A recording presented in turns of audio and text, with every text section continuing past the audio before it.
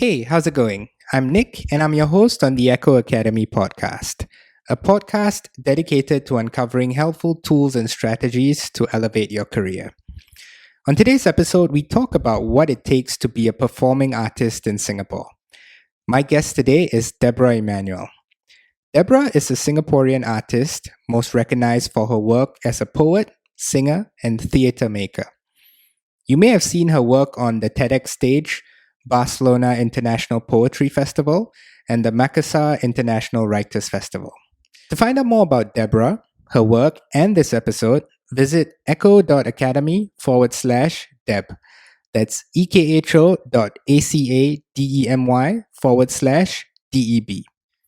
Today's interview with Deborah was really enlightening, so I hope you enjoyed this one. Without further ado, here's my interview with Deborah.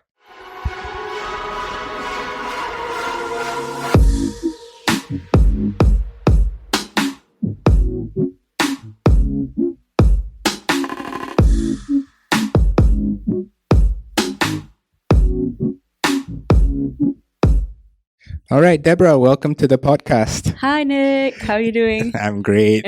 Thanks so much for coming. Today's episode is really just to understand your personal story in your journey and, in a nutshell, really understand what it takes to be an artist in Singapore. But I suppose before we even get to all of that, it'll be great to just understand, how did you find your way into becoming, a full-time artist, and when did that idea seed in your mind? So I think it was kind of an accident. And it was an accident because I never really planned it, actually. Basically, like from when I was a kid, I wanted to sing for my relatives and I was like writing poems and nobody taught me how to do it. I don't even know how. I knew what a poem was. Probably they taught me in school, and then I was like, "Oh, I want to write those." But I don't remember. I don't remember how it formed. I just know that I was always doing it. I always wanted to express myself, and I feel like I always wanted to be the center of attention when I was a kid, for sure.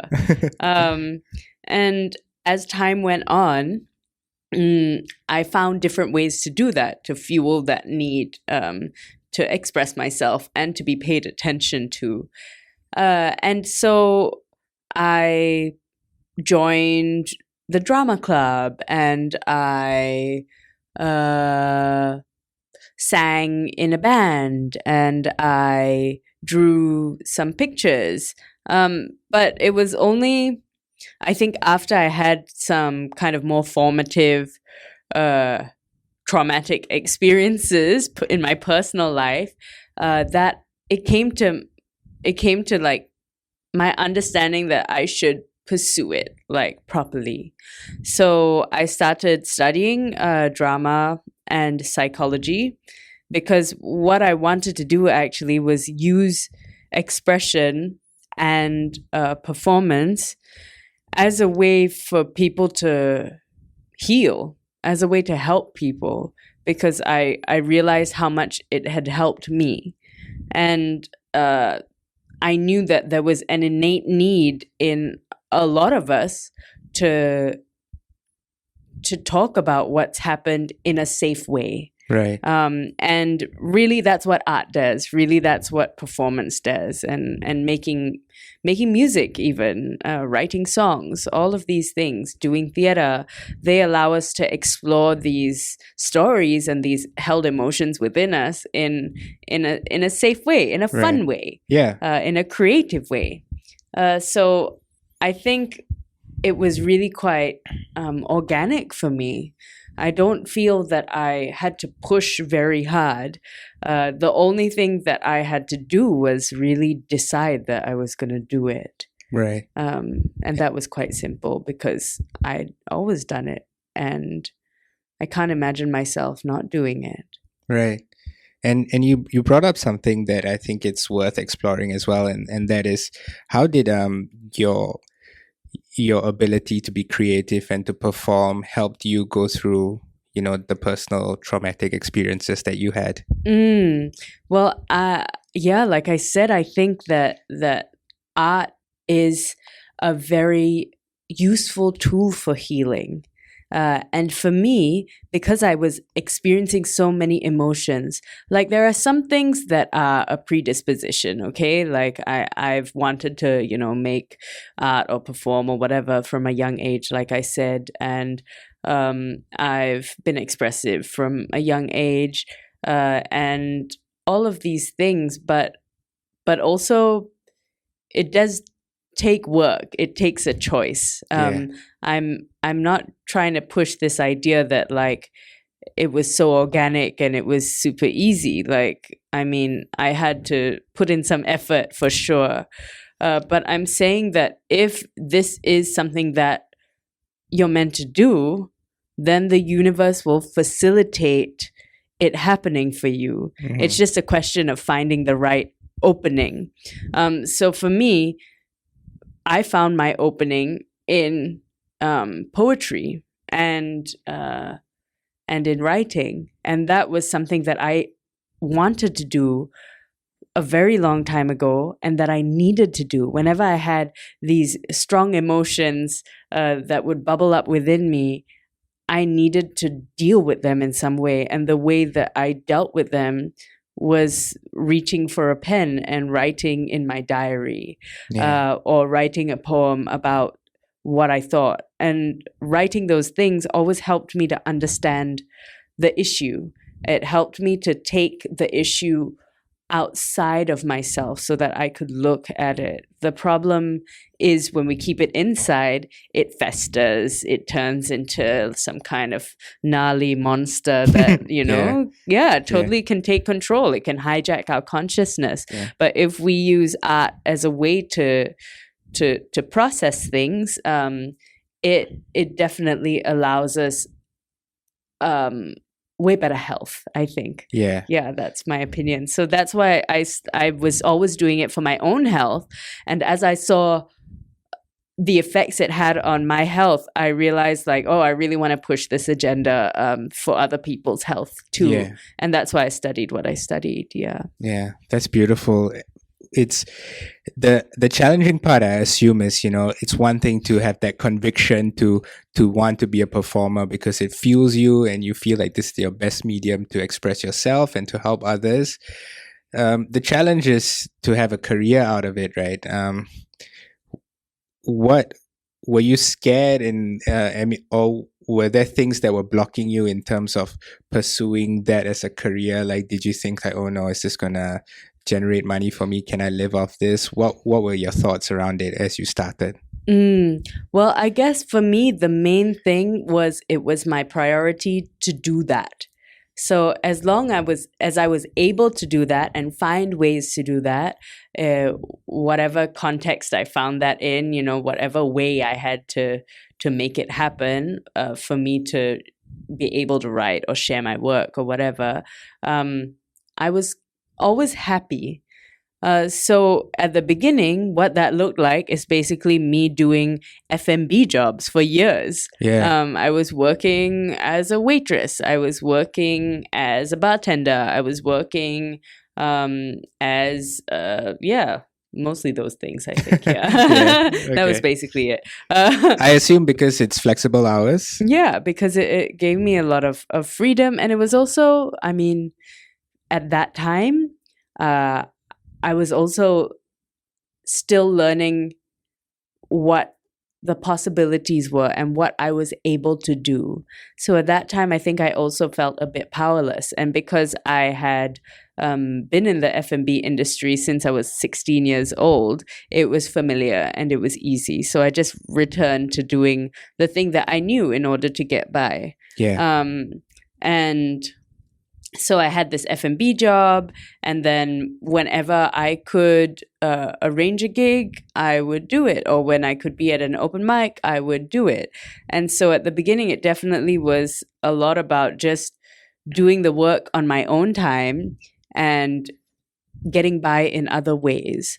And that's actually completely normal and acceptable. I mean, there's so many famous prolific writers from our time and the time before us who had day jobs and made art on the side. Actually, there's nothing to be ashamed of about that. And it's the capitalist system that has made us think that anything that is part of our identity needs to be capitalized on. That if you like doing something, if you're passionate about it, then you need to figure out how to make it your job. And I don't really agree with that. I think that if you really want to do the thing, then you just find out how to do it and to be able to do it, because that's what your soul needs. And if you need to make money another way, then do that. So that's what I did for a very long time. And it actually took me, I think it took me like 10 years even. Well, no, that's dramatic. Maybe like 8 years. It was 8 years of always having to have an F&B job. Until I started breaking into not needing to do it anymore. And it was liberating. But it was also a complete shift, because suddenly this thing that I had done only for joy, and that I had been like trying to do work around my whole life, facilitating me doing that, suddenly it became my full-time job. And that changed the relationship with it. And suddenly making art was my job. And sometimes I would be making something because I had to, because my livelihood was dependent on it, because I wasn't doing other things to sustain myself anymore. And then I really got to this place where I was questioning, actually, why am I doing this? I've always wanted to be able to make art. You know, that's something that's very important to me. And I believe that until I die, I'm going to be creating things. But I think that the way that we have been taught to approach our relationships with things we are passionate about is a bit problematic within our current economic system and within our current capitalist model. And yeah, for me, I really got to this place of like, actually, I don't want to do this anymore. You know, I'm totally okay with not being an artist as my full-time job, even though right now, like, that's still what's totally funding my life. And I'm so grateful, because not that many people get to do it, right? Especially in Singapore. Obviously, I still struggle sometimes, but I'm definitely at a place where I've got more than I've ever got in my life, and I'm more abundant than I've ever been, and I feel very safe and secure and looked after by the universe, you know. And obviously it took a bunch of work to get here, but it's also kind of like, well, I don't want to make it my job so that I can say it's my job. You know, I want to do what I care about, and it doesn't have to be my job. I'm really glad you brought that up. I think we are so focused on as in your words, capitalizing on our gifts or our talents. And the truth is, you know, it can function side by side with whatever it is that's funding our lifestyle, so to speak. Having said that, you know, like when you do those, when you split that and you have a job that pays the bills and something they are pursuing on the side, how do you carve out those opportunities? You know, because number one, you have the responsibility of work, but number two, you know, now it's just it's a pursuit of passion. It's an endeavor that requires a little bit of self-discipline and a little bit of intention. How do you seek out those opportunities? For me, I guess that is so much related to, well, motivation and purpose, right? And how do we keep ourselves motivated? Well, for me, I keep myself motivated by having a healthy energy system and having a healthy body and a healthy mind. And that means that I don't smoke, I don't drink, I sleep at a reasonable hour. What's reasonable? Okay, maybe around like midnight every day. I'm in bed around midnight. Not to interrupt, do you wake up with an alarm clock or without?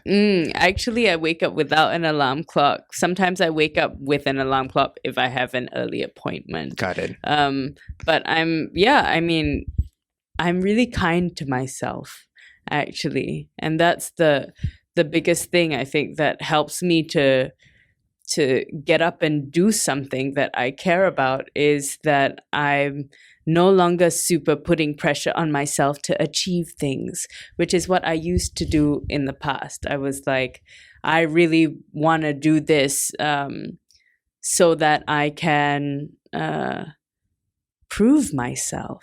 What's an example of that? I guess writing books, for example. I've written 3 books so far and published them. The last 2 I self-published with Possible. And I'm so grateful that people funded me. And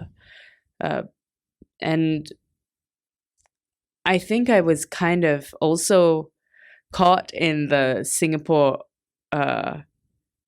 hamster wheel of like, I have to produce things in order to have value as an artist, right? Because that's how also we've been taught that we create value, is we make things, we produce things, we prove ourselves.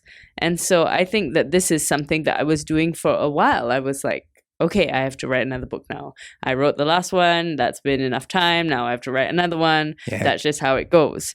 And I'm still doing that, I'm still working on my next book, but I think I really identified this pattern, and I realized like I need to stop pushing, because I have to trust that if I just make the things that I care about making, then they will have value for whoever needs to experience them. But obviously, the only reason why I can say that and why I've gotten to this place is because I feel like I've already proved myself. Right. You know, it's a strange thing. I mean, honestly. But it is nice to finally be in this spot where I feel like, okay, I don't have to prove myself anymore. And whether or not that's because of other people telling me that I don't have to prove myself or showing me that I don't have to prove myself, or whether it's that I finally reached a place like individually within my own psyche where I believe in that everything's going to be okay, and that I don't have to keep pushing. I don't know. I don't know whether it's either of those things. Maybe it's a combination. But I definitely am happy to be in this place where I realize like I'm responsible for the motivation, but the motivation doesn't have to look like I'm going to be the best, Like I think we've been raised in this weird competitive environment from such a young age, and cities are like that, yes, but also Singapore is like that. And I don't want to buy into it, especially when it comes to making art, because my first relationship with it was that of healing and that of flow. And so to turn it into this, like, I have to push myself to make art kind of thing is not really, I think, healthy or true to what it should be. Yeah. So I guess what I'm trying to say is do it because you want to do it. Do it because it makes your heart sing, because you can't imagine not doing it. And if you're doing it because you feel like you need to prove something, or because you think that it looks cool, then do something else. Yeah. I'm interested to pursue this further, because it's one thing to do it to pursue, just for the sake of pursuing it, because it gives you passion, it excites you. I'm curious to find out what's a healthy amount of pressure you should put on yourself, and maybe you can, talk about it through your own experience. Well, I am definitely into discipline. Okay. So yeah, I mean, I plan things in advance. I make a schedule. When I am in a period where I've decided I'm going to write something, then I create goals and I have a timeline. But also, if I don't meet those goals and I wake up one day and I'm like, actually, I can't do that today. I feel like doing something else because I'm tired or I'm sad or I feel unwell, then I will be cool with not doing it, and I Yeah. will allow myself not to do it and not judge myself for not doing it and forgive myself for not doing it. Yeah. And I think that's actually so important because, yeah, obviously creating the plan is valuable, and plans are totally useful. Goals are totally useful Right. because they give us something to they give us direction. They give us a vision that has a form. Like having an idea to make something is great, but figuring out what it looks like to get from point A to point B is a lot easier when you have a plan. Yeah, absolutely. When you know the steps involved, right? So I know what the plan is, but also if the plan doesn't happen exactly at the time that I decided it was going to happen 5 weeks in advance, then I'm going to be okay with that. Yeah. And is there a way for you to understand what is you forgiving yourself or having that compassion to just take a chill pill for one day if you're not feeling it, and the distinction between you just being lazy? Like, do you ever have that conflict, and how do you deal with that? I don't actually have that conflict because I've done a lot of inner work, as they call it. I've done a lot of inner work to understand the patterns that have made me who I am and the patterns that continue to make me who I am, and all of the conditioning and all of the programs that have been poured into my consciousness to make me the robot that I am.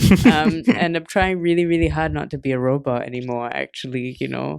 But it's just so easy to be a robot because it's all we know. 100%. So in order to not be a robot, I've really had to scrutinize and observe why I'm doing the things I'm doing.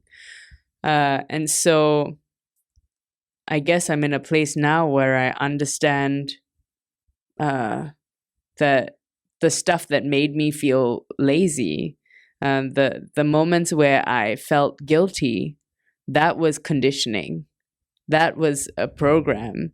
That was something that I was taught from a young age to guilt me into behaving a certain way. And I refuse to listen to that voice. Yeah. I choose self-love. I choose love and compassion for myself. So yeah, I don't really listen to the voice anymore, but I do push myself. But when I push myself past the feeling of I don't want to do it, I know that that's ownership, Right. and that's a choice. That's not because I feel guilty about not doing it. Yeah. Wow, that's very powerful. Let's shift towards the artistry side of things. What has been like the biggest challenge for you pursuing the arts in a country like Singapore, or just in general, if you prefer? I think that the biggest thing that I've realized is self-censorship, because the moment that we start making art for an audience, it also becomes about producing something that the audience wants to consume. Right. And so I realized eventually that even though I had been making these things that I felt were quite progressive and activist and pushing my agenda I also was doing it in a way that was always safe. And I'm not saying that that's unreasonable, because obviously if you want to be heard, you have to work within the current system, within the rules of the current system, to continue to be heard. Yeah. And you being in prison is not going to allow you to be heard. I mean, Right. it might make a good statement, but then the statement ends. True. Something sustainable is to figure out how to say what you want to say within the cage. Yeah. Okay. But I realized that I was really getting to a place where I was just becoming an instrument of the cage. And I really became an instrument of the cage when I started doing television work, which I did last year, for example. Yeah. And taking certain jobs and all of this stuff. And I don't regret any of it, because I've learned a lot through this process. But I realize that as long as we are making something that is a product, we have to think about the audience, about the consumer. Yeah. And the moment that we're thinking about the consumer, that changes the quality of the product. Yeah. But what if it's not a product? You know, what if it's something that you create because you want to create it, and it's just something that needs to come out of your soul? Then you don't have to think about it anymore. You don't have to think about the audience. You don't have to think about what to change. And so for me, I think that's something that I've really been thinking about in terms of, well, not just Singapore, because it is definitely related to Singapore and the rules and the regulations around like what will get funded and what will not, for example. Right. Or what is safe to say and what is not. But it's also a question of like, actually, if I was just making art that I wanted to make and I didn't care about whether anyone would like it, what would I be making? And I realized that sometimes I wasn't making exactly what I wanted to be making. I was making something that I was hoping other people would like. Yeah. Or something that I knew other people would like because they had already expressed in the past that they like it when I make that kind of thing. Yeah. And how important is it for you to make the things that you like versus things that an audience would? Now I understand more and more, very important to make the things that are just for me. And if someone wants to buy it later, great. But then, Okay. yeah, but then, you know, having the awareness to moderate my relationship with the act of creation is really important. So like, you know, if I make a thing and then someone wants to buy it, then I realize, oh, people might want to buy it when I make that thing. Like I just have to make sure that I don't just start making that thing so that more people will buy it. Yeah. It's such a trap. Yes. So I'm finding new ways to do that, you know, new ways to create things that are just for me. And right now painting is my way. Oh, nice. So I've been painting quite a lot, and I find it a beautiful abstract way for me to make things that I like, because I'm not a painter. I mean, I'm supposed to be a poet, but now I realize like, oh, I can paint. Actually, I can do anything if I choose. I just have to choose to do it. Yeah, absolutely. So yeah, just joy in the act itself instead of for someone else is something that I'm trying to keep and to relearn again and again. Yeah, that's so important. And the interesting thing is you've also had the opportunity, the privilege to travel overseas to perform. When other people in other countries reach out to you and ask to perform, is it for the work that you are proud of, or for the work that, as you mentioned, just consumers want? And how do you feel about that? Actually, I think most of my overseas engagements have come from poetry and my band. Yeah. Although, no, that's not true. That's not true. There was a festival in Australia that commissioned me to make a really experimental poetry performance. And for that one, I really did something like very political and quite Singapore centric. Oh, okay. And I premiered it there, safely away from this country. Of course. Yeah. And it was very well received, but also maybe not fully understood by the audience. Who knows? But I really enjoyed that. So, yeah, I think actually perhaps even, I don't know if I can say this, but there are a lot of spaces outside, maybe outside here, where the act of creation is just valued for what it is, instead of as what is the goal, what is the objective, what is the purpose. Because I started to realize from traveling and seeing art in other places that I was indoctrinated and brainwashed a little bit into thinking that all art needs to have a goal, an objective, a purpose, an aim. Right. And then I started seeing work from other places and being like, actually, I don't understand. But I feel something, but I don't understand. And then it started to dawn on me like, oh, it doesn't always have to have an agenda.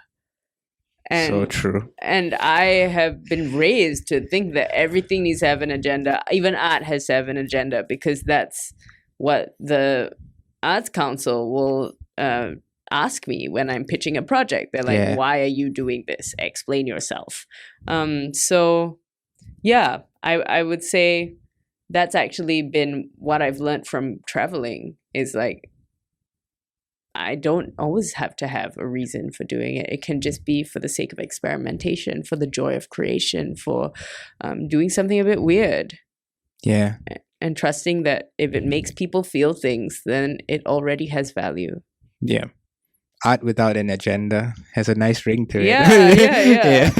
Oh, I'm also curious because when things as an artist, it's as it is as a career, if you want to call it that, of course, it can be challenging. Things won't go your way, I guess, as with anything in life. But when things don't go your way, Deborah, like, how do you keep yourself on track and like keep yourself focused, and like to who you are as a person and who you're trying to be? Well, I meditate a lot. I meditate every morning. It's very important. It's kind of like brushing my teeth. I can't not do it anymore. How long do you meditate for? Between like half an hour to 45 minutes, something like that. And yeah, I do regular exercise. I might have mentioned earlier, I go to the gym a couple of times a week, or I do yoga. All of these things I think are really important, because we are not just our mind. Yeah. And we're not just our spirit. We're also our body. And I feel like doing things to connect my mind with my body, my spirit is always there, obviously, kind of gels everything together. Yeah. And I think that's really important to keep me grounded and keep me sane and keep me functioning at a high level. Yeah. Is would you say routine is important for you? I think that some parts of my life I cannot do without. And the parts that I just mentioned, actually, that's what I'm talking about. And it's because that's my priority, is to be healthy. Yeah. Because I don't think that I can do my job. I don't think I can hold space for other people. I don't think I can hold space for myself if I am not healthy. Yeah. Yeah. That's so true. In this, when it comes to that routine, even if it's certain things that you hold true to yourself, I always used to think that you needed discipline to create routine, but now in the past few years, it's kind of flipped. I always feel that routine keeps me disciplined. Like having that routine allows me to know, like, okay, now that I've created this structure in my life, how can I um, almost like boxes, just fit them into into the shelf so that I can feel accomplished throughout the day. And and something you mentioned as well, just keeping those things that keep you sane and keep you whole is so important. And it's always the first things we seem to neglect when things don't go our way, right? Yeah, totally. And I think it's easy to neglect those things because they're so natural. So we think like if we're facing a problem, then we have to focus on the problem. Yeah. But I do think that those habits that allow us to function are habits for a reason, and that they are necessary for us to deal with whatever challenges life throws our way. Yeah. Yeah. I want to ask a final question that I think will be perfect to summarize this entire thing. And I mean, you're very, you seem very calm and relaxed and in a good place. And I think that's totally wonderful. So my question would be, what would the Deborah of today advise the Deborah that was going through all those difficult times and those traumatic times, to almost as a way of encouraging her to say like, hey, it's all going to be okay. We're good. We can get through it. What are some words you would share? Actually, you said it already, I will tell her that everything is going to be okay and that everything is as it should be. Because even though I have experienced a lot and a lot of pain and a lot of darkness, I know that everything that happened so that I could be where I am now. If it didn't happen the way that it happened, then I wouldn't have sought what I sought. I wouldn't have learned what I learned. I wouldn't have grown in all the ways that I have grown. And so I'm grateful for all of the challenges and the pain. And even though the past me felt very much like a victim and felt very much like everything was going wrong, she needed to feel that. And I had to let her feel that. Nice.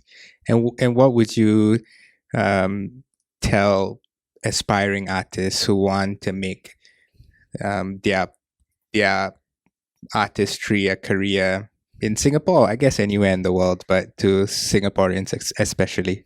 Yeah, I would say that if you want to do it, just do it. And if you need to fulfill your financial functions in another way, then do that too. Like, we need to be detached from this idea that everything needs to be one, that our the thing that makes our heart sing also needs to pay the bills, because that's not the case. So if you want to make art, then just make art. Don't let anything stop you. Yeah. So powerful.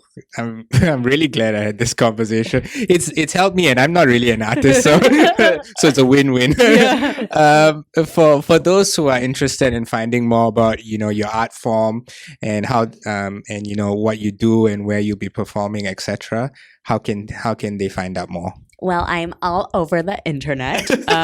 So you can Google me. And I have a website. I've also got a Facebook page, and I've also got an Instagram page, which I'm quite active on all of those things. So my website and all of the other stuff you can find with my name, which is Deborah Emmanuel. So it's deborahemmanuel.com, and that will give you links to everything that you need. DeborahEmmanuel. Sweet. It'll be in the podcast description too, so no worries. Deborah, thank you so much for taking your time and spending it here. Thanks. And I think people will really benefit from your story today. Thanks so much. Cheers. Cheers.